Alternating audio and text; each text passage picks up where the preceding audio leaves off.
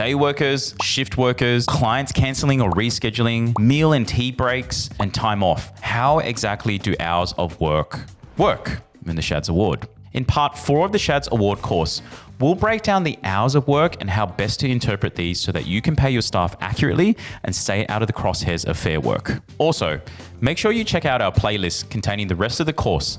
I've left a link in the description box below. And if you work in a business under the SCHADS Award and you need to include this as part of your CBD or need a certificate, we actually have a paid version of the course that will also issue you a certificate when you complete the course. It also includes bonus tools like our SCHADS compliance checklist to help you with processing payroll, and we keep the course 100% updated as changes come through with the SCHADS Award. I've also left links to access it below. Let's get started. It's hard to keep up SCHADS Industry Award compliance when there are pages and pages of legal jargon. But either way, it's your job to ensure that you're meeting payroll compliance. Otherwise, FairWork will come knocking. Welcome back to our SCHADS Award series.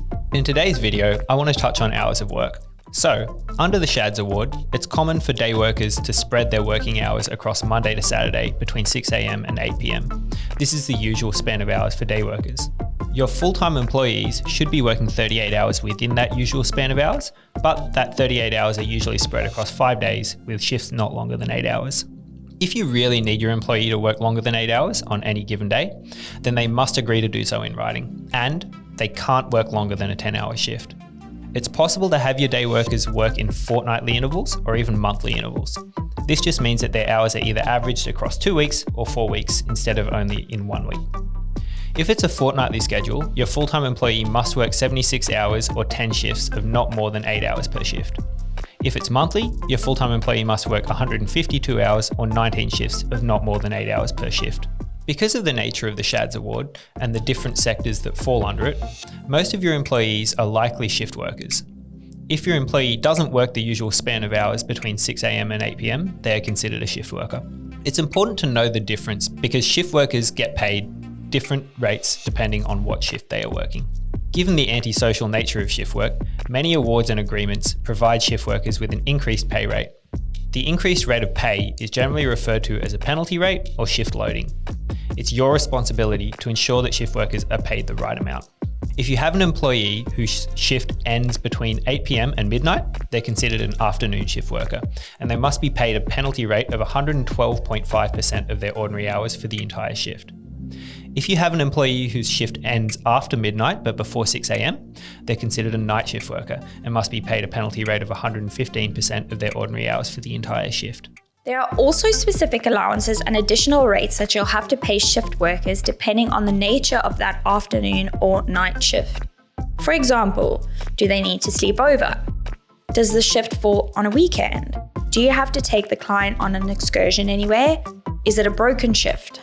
Make sure you go back to the second part of this course to refresh your memory on allowances and work out how they would impact your staff's pay if you consider their pay in addition to these penalty rates. So let's say a level 4 classified full-time home care employee has a current hourly rate of $29.64. They don't work the usual span of hours between Monday and Saturday, so they fall under the shift work category. For this particular shift, they worked a 6-hour shift between midnight and 6 AM. So they're entitled to a penalty rate of 115% on top of their ordinary hourly rate. So their new rate would be $63.73 per hour. They were then sent home for a 3-hour unpaid break and back to work for another 4-hour shift between 9 AM and 12 PM. No penalty rate applies to the shift, but it would be classified as a broken shift, so you will need to add an allowance of $20.12 on top of their total shift rate. So in total for these 2 shifts plus the penalty rate, your employee would earn $402.50. There are now also certain rules around make-up time when a client cancels. For example, should a client cancel or reschedule a home care or disability service within 7 days, the employer can do one of 2 things. Firstly, the employer can redirect the employee to perform other work during the rostered hours. In this case, the employee must still be paid what they would have been paid if they performed the cancelled service or the actual redirected work, whichever is greater. Alternatively, the employer can cancel the affected part of the shift or the shift entirely. In this scenario, you must pay the employee what they would have received had it not been cancelled. If an employer would prefer to allocate make-up time instead, they are allowed to do so. There are, of course, a few conditions. For starters, the employee must be consulted first and they must be given at least 7 days notice of the make-up time. Secondly, the new shift must be rostered within 6 weeks of the cancelled service. You are not required to place the employee in the same shift or with the same client, but you must place them in an area where they can competently perform their duties, and you must ensure that they are paid the same as if they were to perform the cancelled service. Now, what about time off and breaks? Well, all employees except casuals must have at least 2 full days off per week, or 4 full days off each fortnight, or 8 full days in each 4-week cycle. These need to be consecutive days off where it's possible.